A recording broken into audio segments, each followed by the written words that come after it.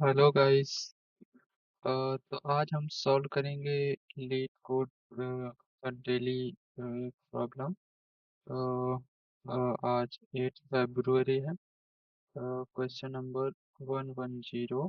Question का नाम है बैलेंस्ड बाइनरी ट्री। तो क्वेश्चन ये है कि given a binary tree determine if it is height balanced. हमको एक ट्री दिया गया है और हमको पता करना है क्या कि वो हाइट बैलेंस्ड है या नहीं। तो सबसे पहले तुमको ये पता होना चाहिए कि हाइट बैलेंस्ड का मतलब क्या होता है पेंडिट्री का। हाइट बैलेंस्ड का मतलब ये होता है कि मतलब किसी भी नोड पे का जो ट्री का जो लेफ्ट सब ट्री हो और ट्री का जो राइट सब ट्री हो उनके हाइट का डिफरेंस मैक्सिमम 1 होना चाहिए। मतलब कि जैसे इस साइड पे है तो मतलब अगर हम थ्री नोड मतलब नोड नंबर 3 कंसीडर करते हैं तो उसका लेफ्ट साइड पे इसका हाइट वन वन है और इसके राइट साइड पे जो मैक्सिमम हाइट है वो 2 है। इन दोनों का एब्सोल्यूट डिफरेंस जो है वो 1 है। तो ये ट्री बैलेंस है।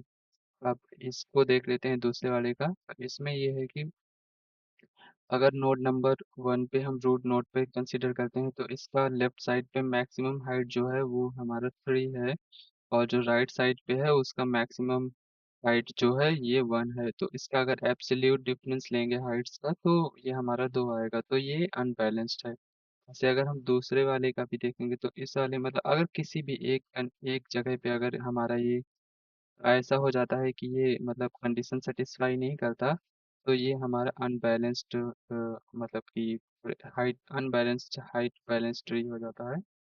और अगर तुम्हारा जो ये नोड मतलब कि अगर तुम्हारा ये जो लूप तुम्हारा वो होता है जीरो मतलब कि कोई भी नोड नहीं होता तो वो तो पहले से ही बैलेंस्ड होता है।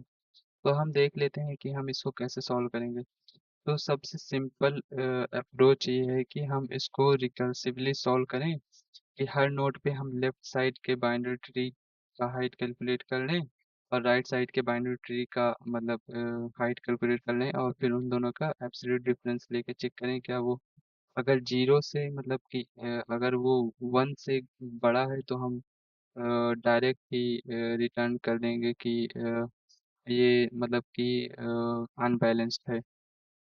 और अगर मतलब कि अगर ऐसा नहीं होता है तो फिर हम बोल देंगे कि ये बैलेंस्ड है। तो उसके लिए हमें एक हेल्पर फंक्शन बनाना पड़ेगा। तो हम उसके लिए हेल्पर एक फंक्शन बना देते हैं जो हर नोड का लेफ्ट सब ट्री का हाइट और राइट सब ट्री का हाइट पता करेगा। और ये भी पता करेगा कि जो हमारा लेफ्ट सब ट्री मतलब कि उस नोड पे जो हाइट है वो बैलेंस्ड है या नहीं। फिर उसके बाद वो मतलब उसके बैलेंस पे प्रोपोगेट कर देगा कि जैसे मान लो कि इस अगर इस नोड को हम देख लें तो इसका जो ये नोड 20 नोड है और इसके लेफ्ट पे ये 15 है, इसके राइट पे 17 है। तो अगर हम इसके लेफ्ट पे देखेंगे तो ये 1 हाइट है, इसके राइट पे देखेंगे 1 हाइट है। तो ये मतलब कि ये जो तुम्हारा है अगर हम इन दोनों का एब्सोल्यूट डिफरेंस लेंगे तो ये जो तुम्हारा मतलब कि वो जीरो के बराबर हो जाएगा। तो इस नोड पे ये जो ट्री है ये बैलेंस्ड है। तो ये जो मतलब इसका जो आंसर आएगा ये प्रोपोगेट कर देगा ऊपर के साइड पे कि ये ट्रू है। अगर इसी तरह इधर साइड देखेंगे कि इधर पे तो जीरो इसका है, इधर पे जीरो है, तो ये बैलेंस्ड है, तो ये भी प्रोपोगेट कर देगी इधर पे। तो ट्रू हो गया। और इधर पे अगर हम इस पे देखेंगे तो ये भी इधर साइड देखेगा और इधर साइड देखेगा, फिर ये ट्रू हो जाएगा, तो ये हमको ट्रू रिटर्न करेगा। तो मतलब पता चलेगा कि ये जो हमारा मतलब बाइनरी ट्री है ये बैलेंस्ड है। तो हम बना लेते हैं फंक्शन उसके लिए, एक हेल्पर फंक्शन। तो हेल्पर फंक्शन हम बनाएंगे इस तरीके से कि हम उसको प्राइवेट में रख लेते हैं। आप ऐसे भी रख सकते हैं, ऐसे भी बाहर ही रख सकते हैं। तो मैं हाइट कैलकुलेट करने के लिए एक वो बनाता हूँ। उस पे हम ट्री नोड रखेंगे, ट्री नोड स्टार। और यहाँ पे मैं नोड लेता हूँ क्योंकि ये हर नोड पे कैलकुलेट करेगा, तो रूट नाम लेना ज़रूरी नहीं है, आप कुछ भी ले सकते हैं। तो सबसे पहले कंडीशन हम ये लगा लेते हैं कि अगर हमारा वो जो है ना मतलब कि अगर अ, एक भी मतलब नोड ही नहीं है तो हमको रिटर्न कर देगा जीरो, मतलब कि उसका कोई हाइट ही नहीं होगा। तो हम ये करते हैं कि हम लेफ्ट साइड का हाइट पता करते हैं। तो उसके लिए हम int L is equal to height, spelling mistake हो गया। तो उसके लिए हम लेफ्ट लेफ्ट साइड पे जाते जाएंगे, तो उसके लिए हम रिकर्सिवली अप्रोच लगाते हैं। रिकर्सिवली हम नोड, यहाँ पे ये देखिए, ये लेफ्ट लेफ्ट पॉइंटर है, तो ये लेफ्ट पे जाएगा, तो हम ये लेफ्ट पे लगा लेते हैं। और अ, देख लेते हैं कि ये बैलेंस है कि नहीं। If L is equal to -1, अगर मतलब ये बैलेंस नहीं है तो हम रिटर्न कर देंगे कि ये बैलेंस नहीं है। अब हम राइट के लिए पता करते हैं, int R is equal to height of right. ये राइट साइड पे जाएगा और पता करेगा कि राइट का जो है ये बैलेंस है कि नहीं। तो राइट, अगर राइट पे नहीं, पे राइट पे नहीं बैलेंस है तो ये रिटर्न कर देगा कि नहीं, ये राइट पे बैलेंस नहीं है। अब हम क्या करते हैं, अब हम ये पता करते हैं कि इस मतलब कि राइट साइड और लेफ्ट साइड पे ये मतलब कि एब्सोल्यूट डिफरेंस जो इनका है वो ग्रेटर देन अगर 1 है, लेफ्ट माइनस राइट, तो ये पता चल जाएगा कि ये हमारा बैलेंस नहीं है। तो इस केस में भी हम -1 रिटर्न कर देते हैं। अब हम रिटर्न करेंगे कि इसका जो हाइट है वो कितना है। तो वो जो होता है मतलब कि किसी भी ट्री का मैक्सिमम जो होता है हाइट, वो मतलब कि होता है कि लेफ्ट से ट्री और राइट से ट्री में से किसका जो मैक्सिमम है, तो वो पता करने। तो मैक्स ऑफ एल कॉमा, अब ये फंक्शन हमें बता, ये जो हाइट फंक्शन है ये हमें टोटल बताएगा कि हमारा जो मतलब कि किसी भी नोड पे जो हमारा लेफ्ट सब ट्री और राइट सब ट्री मतलब किसी भी नोड पे ये वो हाइट बैलेंस है या नहीं। और फिर ये अपना जो आंसर है वो ऊपर प्रोपोगेट करता जाएगा। तो हम चेक कर लेते हैं रिटर्न, क्या बोलते हैं कि अगर जो तुम्हारा हाइट, अगर ये तुम्हारा बराबर नहीं है जी -1 के, तो ये ट्रू हो जाएगा वरना फॉल्स हो जाएगा। तो रन करके हम देख लेते हैं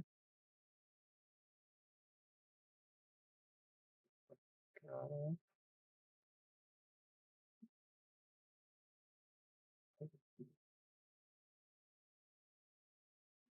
सॉरी, हाँ यहाँ पे ये नोड होगा, बताते तो देख सकते हैं। हाँ, तो ये अरे क्या कर रहा है, अब एक बार हम इसको सबमिट करके भी देख लेते हैं।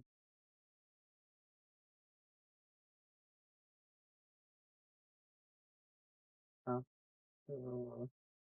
तो सबमिट हो गया, तो मतलब कि करेक्ट है एकदम से।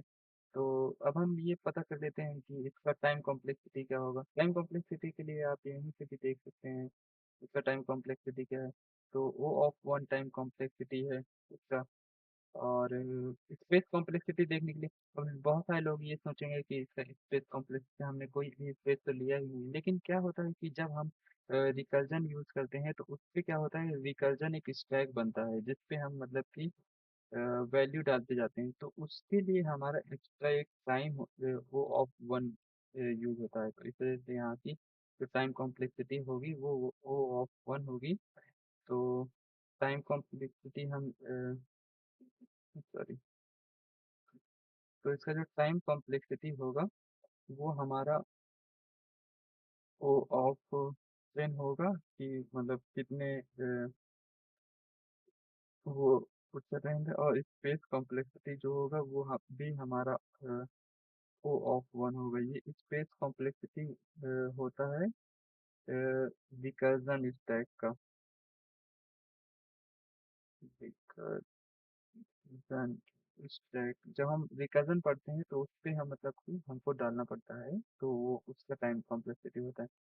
हाँ, तो यही आंसर है इसका। और अगर अगर तुमको दोबारा से एक्सप्लेन करूँ तो ये है कि मतलब कि हम ये जो हाइट फंक्शन है ये बेसिकली हर नोड का यहाँ पे ये हर नोड पे पता कर रहा है कि क्या इसका लेफ्ट सब ट्री, तो मतलब ये हर नोड पे पता कर रहा है क्या वो बैलेंस्ड है, मतलब कि हाइट बैलेंस्ड है या नहीं, और साथ ही ये भी पता कर रहा है कि उसका हाइट क्या है, मतलब कि ये देखो इसका ये जो हाइट है ना, ये जो पार्ट है ये पता कर रहा है कि उस नोड का जो हाइट, मतलब हाइट क्या है, और ये पता कर रहा है कि क्या ये जो नोड है वो बैलेंस्ड है, मतलब कि अगर वो ग्रेटर देन वन हो जाता है तो ऑब्वियसली कि वो बैलेंस नहीं है, तो -1 रिटर्न करेंगे। हम क्या कर रहे हैं कि अगर बैलेंस नहीं है तो -1 रिटर्न कर रहे हैं, बस यही है। तो थैंक यू।